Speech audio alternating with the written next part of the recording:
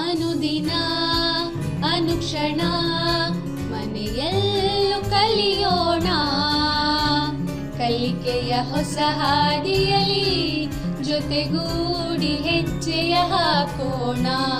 ಸಂತಸದಿ ಕಲಿಯೋಣ ನಮ್ಮ ಹೆಮ್ಮೆಯ ಈ ಕ್ಲಾಸಿನಲ್ಲಿ. Yes sir. Yes teacher. Present ma'am. Hi ಮಕ್ಕಳೇ, ಎಲ್ಲರೂ ಹೇಗಿದ್ದೀರಾ? ಪಾಠ ಕೇಳೋದಕ್ಕೆ ರೆಡಿಯಾಗಿದ್ದೀರಾ? ಪೂರ್ಣಾಂಕಗಳು ಅಧ್ಯಾಯದ 3ನೇ ಅವಧಿಗೆ ನಿಮ್ಮೆಲ್ಲರಿಗೂ ಸ್ವಾಗತ.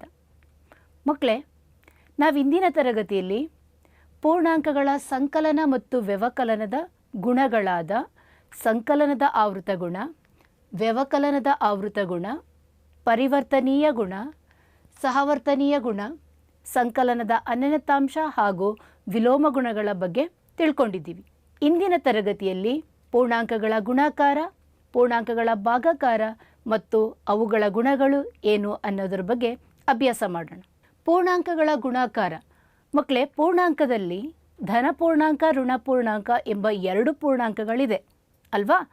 ಹಾಗಾದರೆ ಪೂರ್ಣಾಂಕಗಳು ಮಾಡುವಾಗ ಕೂಡ ನಾವು ಧನ ಪೂರ್ಣಾಂಕಗಳ ಗುಣಾಕಾರ, ಋಣ ಪೂರ್ಣಾಂಕಗಳ ಗುಣಾಕಾರ, ಧನ ಹಾಗೂ ಋಣ ಪೂರ್ಣಾಂಕಗಳ ಗುಣಾಕಾರದ ಬಗ್ಗೆ ನಾವು ತಿಳ್ಕೊಬೇಕಾಗಿದೆ. ಮೊದಲಿಗೆ ಧನ ಪೂರ್ಣಾಂಕಗಳ ಗುಣಾಕಾರವನ್ನು ಹೇಗೆ ಮಾಡೋದು ಅನ್ನೋದನ್ನು ನೋಡೋಣ. ಇಲ್ಲಿ ನಮಗೆ 3 ಬಟ್ಟಲಿನಲ್ಲಿ 5 ಚಾಕ್ಲೇಟ್ಗಳಿವೆ. ಹಾಗಾದರೆ ಒಟ್ಟು ಚಾಕ್ಲೇಟ್ಗಳ ಸಂಖ್ಯೆ ಎಷ್ಟು? ಮೊದಲ ಬಟ್ಟಲಿನಲ್ಲಿರುವ ಚಾಕ್ಲೇಟ್ಗಳು 5 ಪ್ಲಸ್ 5 ಪ್ಲಸ್ 5. ಹೀಗೆ ನಾವು 5ಅನ್ನು 3 ಬಾರಿ ಕೂಡ್ತಾ ಇದ್ದೀವಿ. ಉತ್ತರ ಎಷ್ಟು ಬಂತು? 15. ಈ ರೀತಿ ಕೂಡುವ ಬದಲು ನಾವು 5ಅನ್ನು 3 ಬಾರಿ ಎಂದು 3 × 5 = 15 ಎಂದು ಗುಣಿಸ್ಬೋದು. ಸುಲಭ ಆಗಿದೆ ಅಲ್ವಾ? ಕೂಡುವುದರ ಬದಲು ನಾವು ಇಲ್ಲಿ 3 × 5 = 15 ಮಾಡಿದ್ದೀವಿ. ಇನ್ನೊಂದು ಉದಾಹರಣೆಯನ್ನು ನೋಡೋಣ. ಇಲ್ಲಿ ಪುಟ್ಟ ಪುಟ್ಟ ರೆಂಬೆಗಳಿವೆ.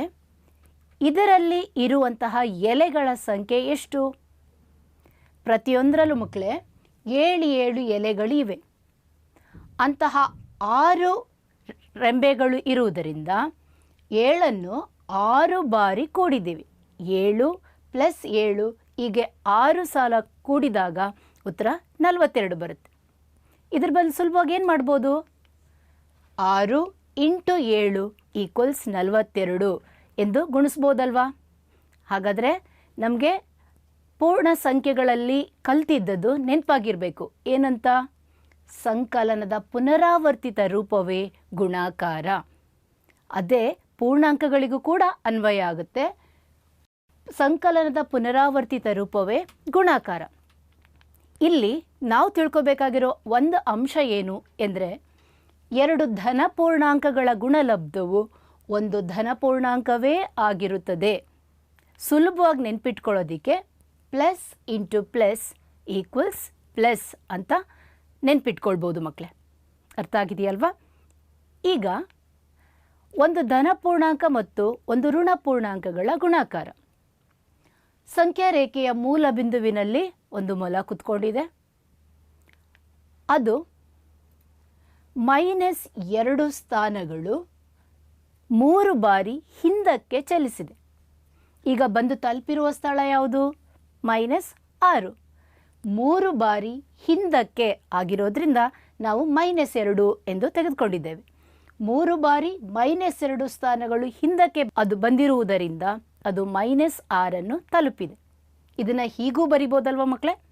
3 × -2 = -6. ಈಗ ಇನ್ನೊಂದು ಉದಾಹರಣೆ ನೋಡೋಣ. ಇಲ್ಲಿ ಮೊಲ ಮೂಲ ಬಿಂದುವಿನಲ್ಲಿ ಕುಳಿತಿದೆ. ಅದು ಚಲಿಸ್ತಾ ಇರೋ ರೀತಿನ ನೋಡಿ ಮಕ್ಕಳೇ. 3 ಸ್ಥಾನಗಳು ಹಿಂದಕ್ಕೆ ಚಲಿಸಿದೆ. 4 ಬಾರಿ 3 ಸ್ಥಾನಗಳು ಹಿಂದಕ್ಕೆ ಬಂದು ಇವಾಗ ತಲುಪಿರುವಂತಹ ಸ್ಥಳ -12. ಇದನ್ನು 4 × -3 = -12 ಅಂತ ಕೂಡ ಬರಿಬೋದಲ್ವಾ? ಹೌದು. ನಾವು ಇದರಿಂದ ತಿಳಿದಂತಹ ಅಂಶ ಏನು? ಒಂದು ಧನ ಪೂರ್ಣಾಂಕ ಮತ್ತು ಒಂದು ಋಣ ಪೂರ್ಣಾಂಕಗಳ ಗುಣಲಬ್ಧವು ಒಂದು ಋಣ ಪೂರ್ಣಾಂಕವೇ ಆಗಿರುತ್ತದೆ. Plus into minus is equal to minus. ಅರ್ಥ ಆಯ್ತಾ ಮಕ್ಕಳ? ಒಂದು ಧನ ಪೂರ್ಣಾಂಕ ಮತ್ತು ಒಂದು ಋಣ ಪೂರ್ಣಾಂಕಗಳನ್ನು ಗುಣಿಸುವಾಗ ನಾವು ಅವುಗಳನ್ನು ಪೂರ್ಣ ಸಂಖ್ಯೆಗಳಾಗಿ ಪರಿಗಣಿಸುತ್ತೇವೆ ಮತ್ತು ಗುಣಲಬ್ಧದ ಮುಂದೆ ಋಣ ಚಿಹ್ನೆಯನ್ನು ಬರೆಯುತ್ತೇವೆ. ಹೇಗೆ ಮಾಡೋದು? A into minus B equals minus A into B. ಇದು ಎರಡನ್ನು ಪೂರ್ಣ ಸಂಖ್ಯೆಗಳಾಗೇ ಪರಿಗಣಿಸಿ ಗುಣಲಬ್ಧವನ್ನು ತೆಗೆದುಕೊಳ್ಳಬೇಕು, ಎ ಇಂಟು ಬಿ ಎಂದು. ಗುಣಲಬ್ಧದ ಮುಂದೆ ಋಣ ಚಿಹ್ನೆಯನ್ನು ಹಾಕುತ್ತೇವೆ. ಈ ರೀತಿಯ ಸಮಸ್ಯೆಗಳಿಗೆ ಕೆಲವೊಂದು ಉದಾಹರಣೆಗಳನ್ನು ತೆಗೆದುಕೊಳ್ಳೋಣ. -3 ಇಂಟು 7 ಈಕ್ವಲ್ಸ್ 3 ಇಂಟು -7. ಈ ಎರಡರ ಗುಣಲಬ್ಧ 21 ಆಗುತ್ತೆ. ಅದರ ಹಿಂದೆ ಋಣ ಚಿಹ್ನೆಯನ್ನು ಹಾಕುವುದು. ಹಾಗೆ ಮೂರನೇ ಉದಾಹರಣೆ -2 ಇಂಟು 9, 2 ಇಂಟು -9 ಎಂದು ಕೂಡ ನಾವು ಬರೀಬಹುದು. ಈ ಎರಡರ ಗುಣಲಬ್ಧ 18, 18ರ ಹಿಂದೆ ಋಣ ಚಿಹ್ನೆಯನ್ನು ನಾವು ಹಾಕೊಳ್ಬೋದು. ಅರ್ಥ ಆಗಿದೆಯಾ ಮಕ್ಕಳೇ? ಈಗ ನಾವು ಈ ಎರಡೂ ರೀತಿಯ ಗುಣಾಕಾರವನ್ನು ಬಿಲ್ಲೆಗಳನ್ನು ಬಳಸಿ ಹೇಗೆ ಮಾಡೋದು ಅನ್ನೋದ್ರ ಬಗ್ಗೆ ಒಂದು ಪುಟ್ಟ ವಿಡಿಯೋ ನೋಡ್ಕೊಂಡು ಬರನ್ವಾ ಮಕ್ಕಳೇ? ಈ ದಿನ ಬಿಲ್ಲೆಗಳನ್ನು ಬಳಸಿ ಪೂರ್ಣಾಂಕಗಳ ಗುಣಾಕಾರವನ್ನು ಹೇಗೆ ಮಾಡುವುದು ಅನ್ನೋದನ್ನು ತಿಳ್ಕೊಳ್ಳೋಣ. ಮೊದಲಿಗೆ ಎರಡು ರೀತಿಯ ಬಿಲ್ಲೆಗಳನ್ನು ತೆಗೆದುಕೊಂಡಿದ್ದೀನಿ. ಹಸಿರು ಬಣ್ಣದ ಬಿಲ್ಲೆಗಳು ಧನ ಪೂರ್ಣಾಂಕಗಳನ್ನು ಸೂಚಿಸುತ್ತದೆ. ನೀಲಿ ಬಣ್ಣದ ಬಿಲ್ಲೆಗಳು ಋಣ ಪೂರ್ಣಾಂಕವನ್ನು ಸೂಚಿಸುತ್ತದೆ. ಈಗ ಗುಣಾಕಾರ ಮಾಡುವಾಗ ಮೊದಲಿಗೆ +2 ಇಂಟು +3 ಈ ಎರಡರ ಗುಣಲಬ್ಧ ಏನು ಅನ್ನೋದನ್ನ ಕಂಡುಹಿಡಿಯೋಣ. ಇಲ್ಲಿ ನಮ್ಮ ಹತ್ರ ಯಾವುದೇ ರೀತಿಯ ಬಿಲ್ಲೆಗಳಿಲ್ಲ ಮಕ್ಕಳೇ.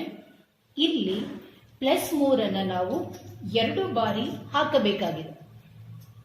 +3 ಅಂದ್ರೆ ಹಸಿರು ಬಣ್ಣದ ಬಿಲ್ಲೆಗಳು ಒಂದು ಸಲ, ಹಸಿರು ಬಣ್ಣದ ಬಿಲ್ಲೆಗಳು 2 ಸಲ ಹಾಕಿದ್ದೀವಿ. ಹಾಗಾದ್ರೆ ಎಷ್ಟು ಬಿಲ್ಲೆಗಳಿವೆ? ಹಸಿರು ಬಣ್ಣದ 6 ಬಿಲ್ಲೆಗಳಿವೆ. ಇದರ ಉತ್ತರ +6.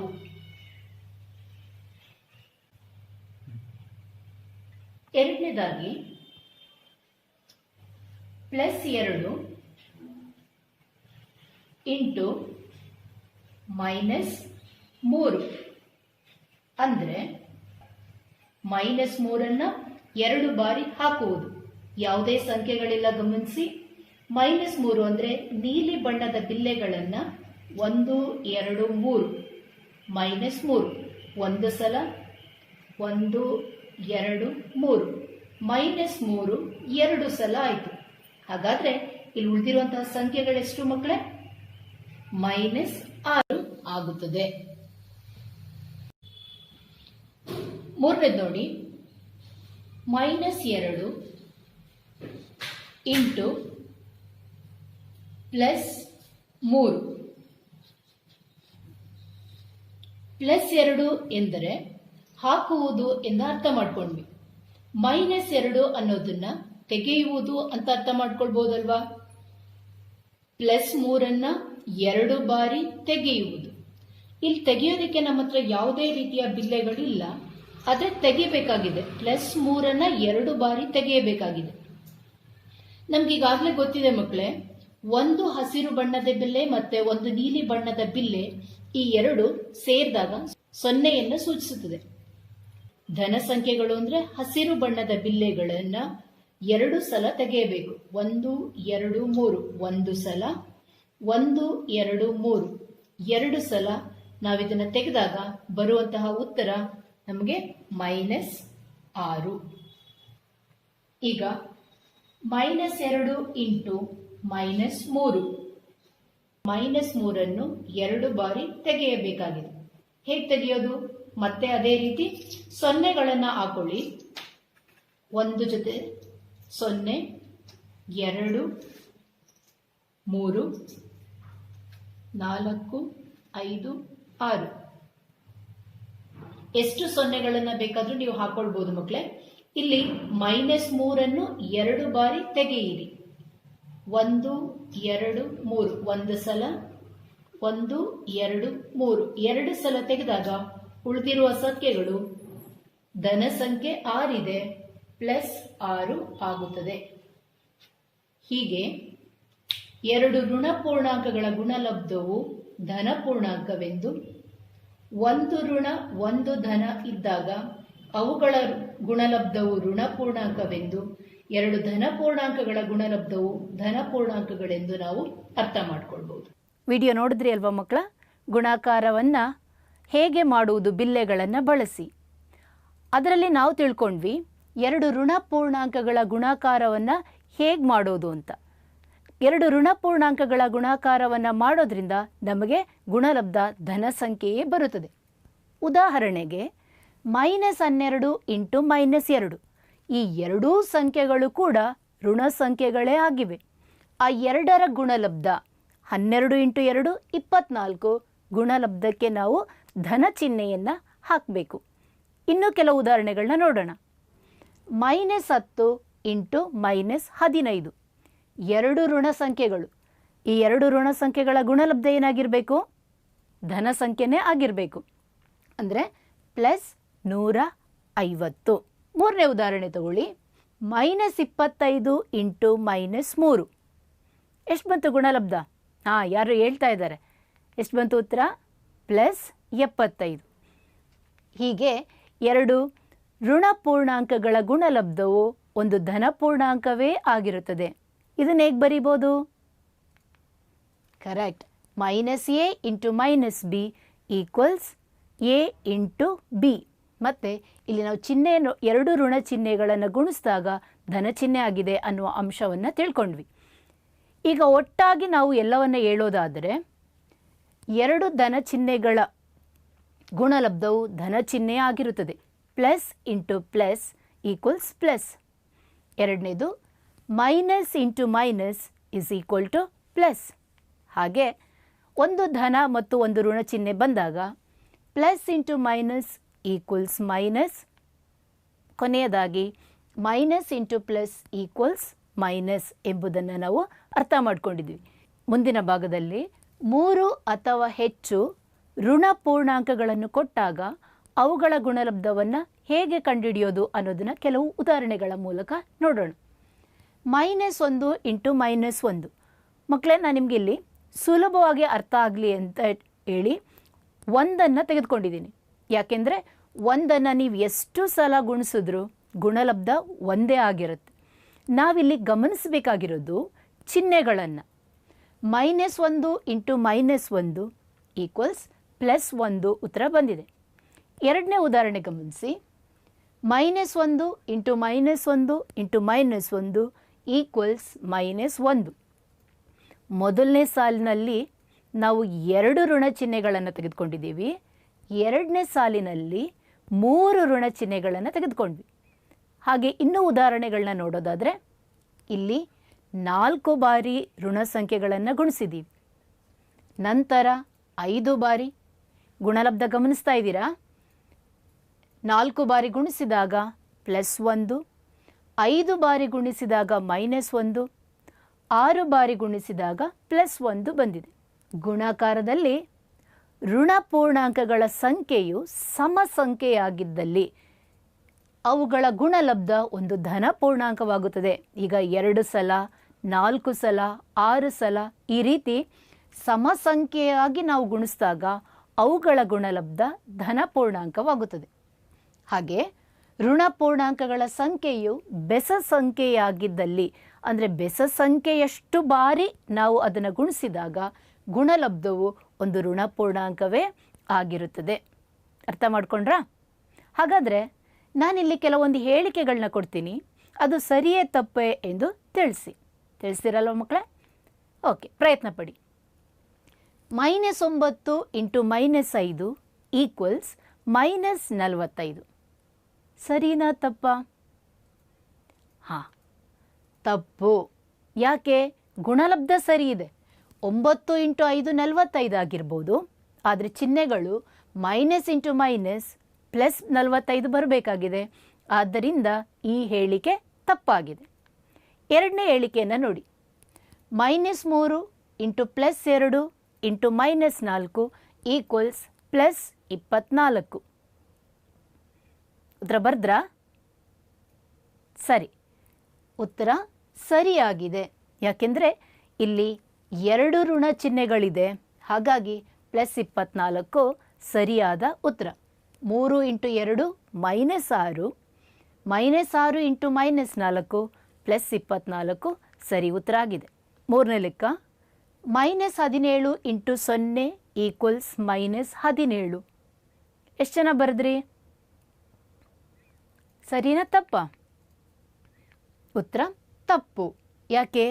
17 0ಯಿಂದ ಗುಣಿಸಿದಾಗ 0 ಬರಬೇಕಿತ್ತು. ಉತ್ತರ ತಪ್ಪಾಗಿದೆ. ಕೊನೆಯ ಪ್ರಶ್ನೆ, -6 × -8 ಈಕ್ವಲ್ಸ್ +48.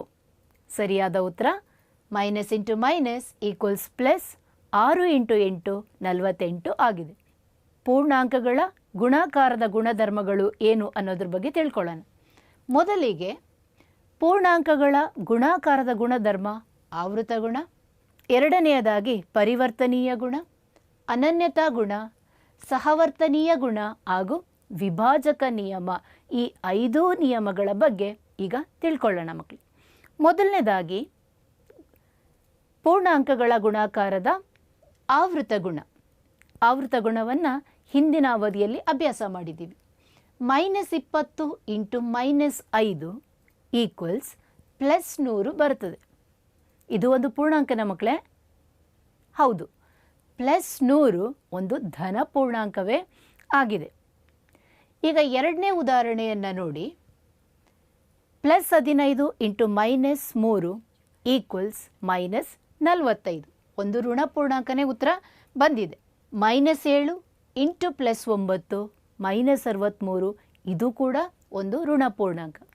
ಹೀಗೆ ನಾವು ಪೂರ್ಣಾಂಕಗಳು ಗುಣಾಕಾರದಲ್ಲಿ ಆವೃತ ಗುಣವನ್ನು ಹೊಂದಿದೆ ಎನ್ನುವುದನ್ನು ಅರ್ಥ ಮಾಡ್ಕೊಂಡಿದ್ದೀವಿ. ಆವೃತ ಗುಣವನ್ನು ಹೇಗೆ ನಿರೂಪಿಸ್ಬೋದು ಮಕ್ಕಳೇ? ಎಲ್ಲ ಪೂರ್ಣಾಂಕ ಎ ಮತ್ತು ಬಿಗಳಿಗೆ a × b ಒಂದು ಪೂರ್ಣಾಂಕವಾಗಿರುತ್ತದೆ. ಇದು ಪೂರ್ಣಾಂಕಗಳ ಗುಣಾಕಾರದ ಆವೃತ ಗುಣ ಆಗಿದೆ. ಎರಡನೆಯದಾಗಿ ಗುಣಾಕಾರದಲ್ಲಿ ಪರಿವರ್ತನೀಯ ಗುಣ. ಪರಿವರ್ತನೀಯ ಗುಣ ಪದ ಪರಿಚಯ ಇದೆ ಅಲ್ವಾ? ಓಕೆ, ಈಗ ನಾನು ನಿಮಗೆ 2 ಆಯತದ ಚಿತ್ರಗಳನ್ನು ಕೊಡ್ತಾ ಇದ್ದೀನಿ, ಆದರೆ ಅವುಗಳ ಅಳತೆಗಳು ಬೇರೆ ಇದೆ. ಮೊದಲನೇ ಆಯತದಲ್ಲಿ ಅಗಲ 5 ಮಾನಗಳು, ಉದ್ದ 3 ಮಾನಗಳಿದೆ. ಹಾಗಾದರೆ ಅದರ ವಿಸ್ತೀರ್ಣ ಎಷ್ಟಾಯಿತು? ಉದ್ದ ಇಂಟು ಅಗಲ 3 × 5 ಈಕ್ವಲ್ಸ್ 15. ಎರಡನೇ ಆಯತ ನೋಡಿ. ಎರಡನೇ ಆಯತದಲ್ಲಿ ಉದ್ದ 5 ಮಾನಗಳಿದೆ ಹಾಗೂ ಅಗಲ 3 ಮಾನಗಳು, ವಿಸ್ತೀರ್ಣ 5 × 3 15 ಚದರಮಾನಗಳೇ ಆಗಿದೆ. ಈ ಎರಡರ ವಿಸ್ತೀರ್ಣ ಒಂದೇನಾ ಮಕ್ಕಳೇ? ಹೌದು, ಮೊದಲನೇ ಉತ್ತರದಲ್ಲೂ 15 ಚದರಮಾನಗಳು ಬಂದಿವೆ, ಎರಡನೇ ಉತ್ತರದಲ್ಲೂ 15 ಚದರಮಾನಗಳು ಆಗಿದೆ. ಆದರೆ ಇಲ್ಲಿ ಉದ್ದ ಮತ್ತು ಅಗಲಗಳು ಬೇರೆ ಬೇರೆ ಆಗಿದೆ. ಉದ್ದ ಮತ್ತು ಅಗಲಗಳು ಬೇರೆ ಆಗಿದ್ದರೂ ನಮಗೆ ಬಂದಂತಹ ಉತ್ತರ 3 × 5 ಈಕ್ವಲ್ಸ್ 5 × 3. ಇದೆರಡೂ ಸಮವಾಗಿರುವುದರಿಂದ ಇದನ್ನು ಗುಣಾಕಾರದಲ್ಲಿ ಪರಿವರ್ತನೀಯ ಗುಣ ಎಂದು ನಾವು ಹೇಳ್ಬೋದು. ಸಾಮಾನ್ಯೀಕರಿಸಿ ಹೇಳೋದಾದರೆ a × b equals b × a ಎನ್ನುವುದು ಗುಣಾಕಾರದ ಪರಿವರ್ತನೀಯ ಗುಣ ಆಗುತ್ತದೆ. ಸರಿ, ಮುಂದಿನ ಗುಣಕ್ಕೆ ಹೋಗೋಣ. ಗುಣಾಕಾರದ ಅನನ್ಯತಾಂಶ. ಅನನ್ಯತಾಂಶ ಅಂದ ತಕ್ಷಣ ಮಕ್ಕಳಿಗೆ ಹಿಂದಿನ ತರಗತಿಯಲ್ಲಿ ಮಾಡಿದ ಸಂಕಲನದ ಅನನ್ಯತಾಂಶ ಹೊಳಿತಾ ಇದೆ, ಹೌದಲ್ವಾ? 0ಯನ್ನು ಗುಣಾಕಾರದಲ್ಲಿ ಅನನ್ಯತಾಂಶ ಎಂದು ಕರೆಯಬಹುದೇ? ಯಾಕೆಂದರೆ ಸಂಕಲನದ ಅನನ್ಯತಾಂಶ 0 ಎಂದು ನಾವು ತಿಳ್ಕೊಂಡಿದ್ವಿ ಕಳೆದ ಅವಧಿಯಲ್ಲಿ. ಹಾಗಾದರೆ ಅದೇ 0ಯನ್ನು ಗುಣಾಕಾರದಲ್ಲೂ ಅನನ್ಯತಾಂಶ ಎಂದು ಕರೆಯಬಹುದಾ? ಉದಾಹರಣೆ ನೋಡೋಣ. +3 × 0 ಈಕ್ವಲ್ 0. 0 × -5 0ನೇ ಆಗುತ್ತೆ. -83 × 0 ಈಕ್ವಲ್ಸ್ 0. ಉತ್ತರ ನಮಗೆ 0 ಬರ್ತಾ ಇದೆ. ಅನನ್ಯತಾಂಶ ಅಂದರೆ ಯಾವುದೇ ಸಂಖ್ಯೆಯನ್ನು ಒಂದು ಸಂಖ್ಯೆಯಿಂದ ಗುಣಿಸಿದಾಗ ಅದೇ ಸಂಖ್ಯೆ ಬರಬೇಕಿತ್ತು, ಹೌದಲ್ವಾ? ಆದರೆ ನಮ್ಗೆ ಉತ್ತರ ಇಲ್ಲಿ 0 ಬರ್ತಿದೆ. ಹಾಗಾದರೆ 0 ಗುಣಾಕಾರದ ಅನನ್ಯತಾಂಶ ಆಗುತ್ತಾ ಮಕ್ಕಳೇ? ಇಲ್ಲ, 0 ಗುಣಾಕಾರದ ಅನನ್ಯತಾಂಶ ಆಗೋದಿಲ್ಲ. ಯಾವ ಸಂಖ್ಯೆಯಿಂದ ಗುಣಿಸಿದ್ರೆ ಅದೇ ಸಂಖ್ಯೆ ಬರುತ್ತದೆ? ಯೋಚನೆ ಮಾಡಿ. ಮಗ್ಗಿ ಹೇಳ್ತಾ ಇರೋ ಮಕ್ಕಳಿಗೆ ನೆನಪಾಗಿರಬೇಕು. 1 1 1, 2 1 2, 3 1 3. ಅರ್ಥ ಆಯ್ತಲ್ವಾ? ಹಾಗಾದರೆ ಅದೇ ಸಂಖ್ಯೆಗಳು ಬರಬೇಕಾದ್ರೆ ನಾವು 1ರಿಂದ ಗುಣಿಸಬೇಕು. a ಇಂಟು 1 ಅಥವಾ 1 ಇಂಟು a ಈಕ್ವಲ್ಸ್ a ಆಗುತ್ತದೆ. ಹೀಗೆ ನಾವು ಗುಣಾಕಾರದ ಅನನ್ಯತಾಂಶ ಎಂದು 1 ಕರೆಯುತ್ತೇವೆ. ಸಂಕಲನದ ಅನನ್ಯತಾಂಶ 0, ಗುಣಾಕಾರದ ಅನನ್ಯತಾಂಶ 1 ಎನ್ನುವ ಅಂಶ ಇದರಿಂದ ನಮಗೆ ಮಂದಟ್ಟಾಗ್ತಾ ಇದೆ. ಯೋಚನೆ ಮಾಡಿ, ನಾನೀಗ ನಿಮಗೊಂದು ಪ್ರಶ್ನೆ ಕೊಡ್ತಾ ಇದ್ದೀನಿ. -1 ಗುಣಾಕಾರದಲ್ಲಿ ಅನನ್ಯತಾಂಶ ಎಂದು ಕರೆಯಬಹುದಾ? ಖಂಡಿತ ಇಲ್ಲ. ಯಾಕೆ ಎನ್ನುವುದರ ಬಗ್ಗೆ ನಿಮ್ಮ ಶಿಕ್ಷಕರ ಬಳಿ ಚರ್ಚೆ ಮಾಡಿ. ಮುಂದಿನ ಗುಣ ಗುಣಾಕಾರದ ಸಹವರ್ತನೀಯ ಗುಣ. ಒಂದು ಪ್ರಶ್ನೆಯೊಡನೆ ಇದನ್ನು ಅರ್ಥ ಮಾಡ್ಕೊಳ್ಳೋಣ. -3 ಇಂಟು 2 ಇಂಟು -5 ಸಹವರ್ತನೀಯ ಗುಣ ಅಂದರೆ ನಮಗೆ ಗೊತ್ತಿದೆ ಮಕ್ಕಳೇ, ಗುಂಪುಗಳನ್ನು ಬೇರೆ ಬೇರೆ ಮಾಡಿ ಗುಣಿಸೋದು. ಇಲ್ಲಿ ಎಡಭಾಗದಲ್ಲಿ ನಾನು -3 ಮತ್ತು 2 ಒಂದು ಗುಂಪಾಗಿ ತೆಗೆದುಕೊಂಡಿದ್ದೀನಿ. ಗುಣಾಕಾರ ಮಾಡಿದಾಗ -3 ಇಂಟು 2 ಗುಣಲಬ್ಧ -6 ಇಂಟು -5. ಉತ್ತರ ಎಷ್ಟು ಬಂತು? ಉತ್ತರ +30. ಈಗ ಅದೇ ಪ್ರಶ್ನೆಯನ್ನು ಗುಂಪು ಬದಲಾಯಿಸಿ ಬಲಭಾಗದಲ್ಲಿ ಗುಣಾಕಾರ ಮಾಡೋಣ. -3 ಇಂಟು 2 ಇಂಟು -5.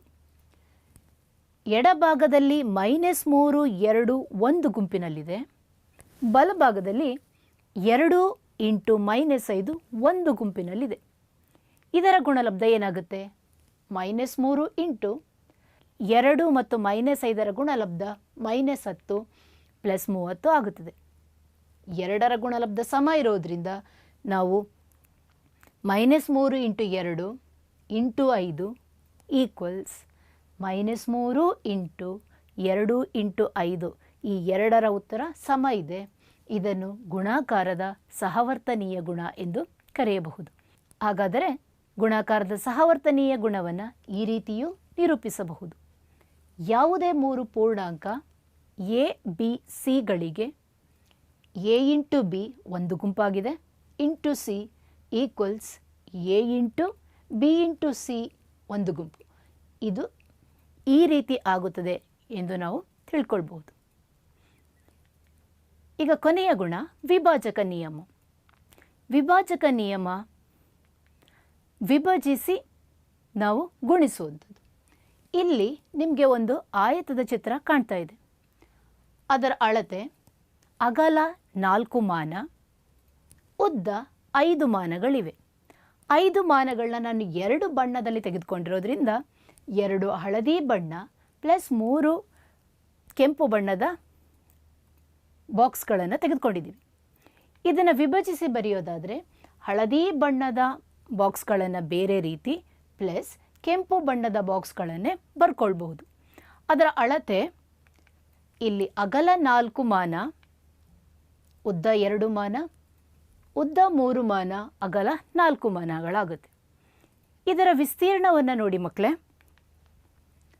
ಮೊದಲನೇ ಚಿತ್ರದ ವಿಸ್ತೀರ್ಣ 4 ಇಂಟು 5.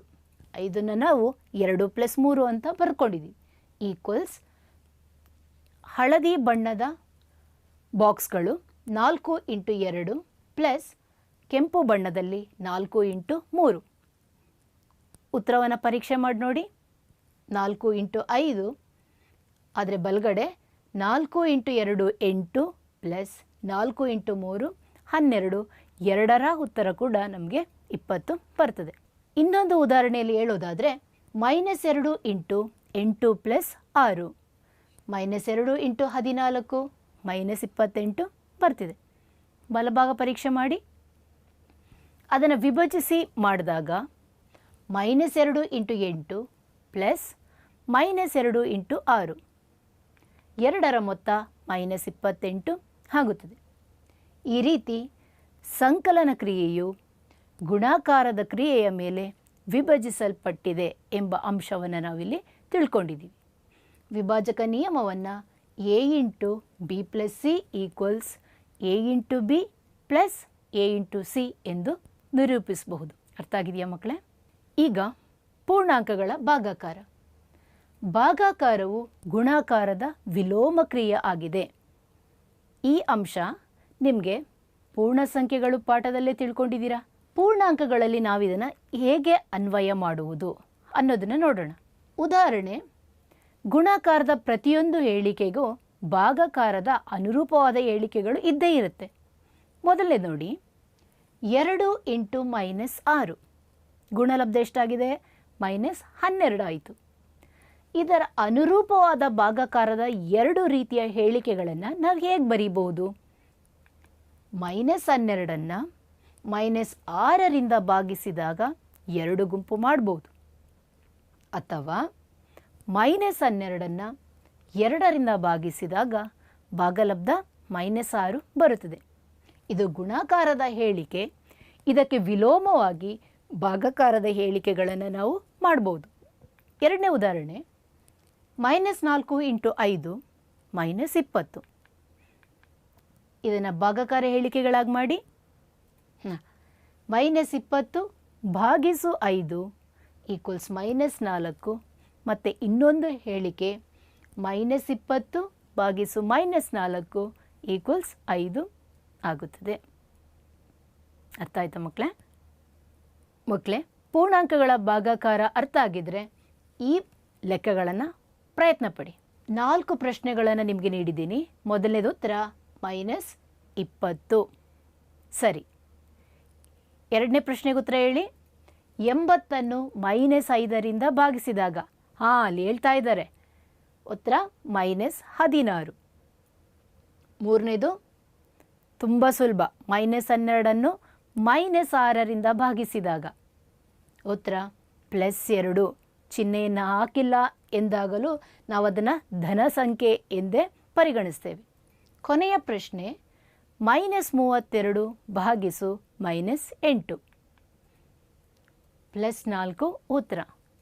ಎಷ್ಟು ಜನ ಸರಿಯಾಗಿ ಮಾಡಿದ್ದೀರಾ? ವೆರಿ ಗುಡ್ ಮಕ್ಕಳೇ. ಚಿಹ್ನೆಗಳನ್ನು ನಾವು ಸಂಕ್ಷೇಪಿಸಿ ಈ ರೀತಿ ನೆನಪಿನಲ್ಲಿ ಇಟ್ಕೊಳ್ಬೋದು. Plus divided by plus equals plus, minus divided by minus, minus ಭಾಗಿಸು ಮೈನಸ್ ಈಕ್ವಲ್ಸ್ ಪ್ಲಸ್. ಎರಡು ವಿಜಾತಿಯ ಚಿಹ್ನೆಗಳಾದಾಗ, ಅಂದರೆ ಬೇರೆ ಬೇರೆ ರೀತಿಯ ಚಿಹ್ನೆಗಳಾದಾಗ ಭಾಗಲಬ್ಧದಲ್ಲಿ ನಾವು ಋಣ ಚಿಹ್ನೆಯನ್ನು ಹಾಕಬೇಕಾಗುತ್ತೆ. ಈ 4 ರೀತಿಯ ಚಿಹ್ನೆಗಳನ್ನು ನೀವು ನೆನಪಿನಲ್ಲಿಟ್ಕೊಳ್ಳಿ. ಈಗ ಪೂರ್ಣಾಂಕಗಳ ಭಾಗಾಕಾರದ ಗುಣಧರ್ಮಗಳು. ಪೂರ್ಣಾಂಕಗಳು ಭಾಗಾಕಾರದಲ್ಲಿ ಆವೃತ ಗುಣವನ್ನು ಹೊಂದಿಲ್ಲ. ಹಾಗೆ ಪೂರ್ಣಾಂಕಗಳು ಭಾಗಾಕಾರದಲ್ಲಿ ಪರಿವರ್ತನೀಯ ಗುಣವನ್ನು ಹೊಂದಿಲ್ಲ. ಪೂರ್ಣಾಂಕಗಳು ಭಾಗಾಕಾರದಲ್ಲಿ ಸಹವರ್ತನೀಯ ಗುಣವನ್ನೂ ಸಹ ಹೊಂದಿಲ್ಲ.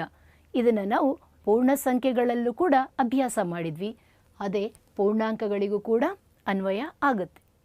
ಸೊ ಇದರ ತರಗತಿಯಲ್ಲಿ ಪೂರ್ಣಾಂಕಗಳ ಗುಣಾಕಾರ, ಭಾಗಾಕಾರ ಮತ್ತು ಅವುಗಳ ಗುಣಗಳ ಬಗ್ಗೆ ಅರ್ಥ ಮಾಡ್ಕೊಂಡ್ರಿ. ಹೋಮ್ವರ್ಕ್ ಕೊಟ್ಟರೆ ಮಾಡ್ತೀರಲ್ವ ಮಕ್ಕಳೇ? ಬರ್ಕೊಳ್ಳಿ. ಪೂರ್ಣಾಂಕಗಳಲ್ಲಿ ಭಾಗಾಕಾರದ ಗುಣಧರ್ಮಗಳನ್ನು ಒಂದೊಂದು ಉದಾಹರಣೆಯೊಂದಿಗೆ ಪರೀಕ್ಷಿಸಿ. ಗೃಹ ಕಾರ್ಯನ ಮಾಡಿ ನಿಮ್ಮ ಶಿಕ್ಷಕರಿಗೆ ತೋರಿಸಿ. ಧನ್ಯವಾದಗಳು. ಶ್ರೀಮತಿ ಲತಾ ಎ, ಸಹ ಶಿಕ್ಷಕಿ, ಸರ್ಕಾರಿ ಮಾದರಿ ಪ್ರಾಥಮಿಕ ಶಾಲೆ, ತಲಗಟ್ಟಪುರ, ಬೆಂಗಳೂರು ದಕ್ಷಿಣ ವಲಯ 1. ಅನುದಿನ ಅನು